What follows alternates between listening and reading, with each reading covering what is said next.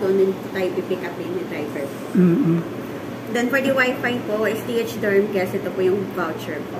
Salamat po. Gusto ko pong malaman nung may malapit lang bang simbahan dito? Sa may Balapan po. Ano, ilang... Station 1 po. Parang malayo. Di ba Station 3 to?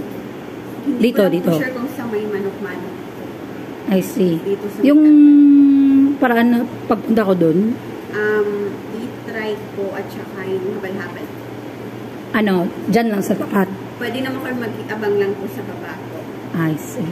Sige, bukas mapunta ako dun. Thank you po. So, pwede naman po kayo bumaba, sumabay po kayo ng shuttle po, tapos doon na lang ako magbababa. Doon na lang po kayo sasakay ng E-Try po para mas mura-mura po. Mura tsaka malapit lang. Malapit-lapit na po. So, saan yung, yung route na sasakayan ko? Ano po? Para ako ng shuttle. Balik po avail po kayo ng shuttle po. Sa D-Mall. Hanggang D-Mall lang po. Pero hanggang D-Mall ako, tas doon na ako sasakay. Yes po. Okay, sige. So, 9 bukas, bandang 8:30, dito na ako sa... Kuha lang po kayo ng number po. Okay. So, pwede na ako makukuha number ngayon? Tomorrow po na. Per day. Okay, thank you po. Baka kayo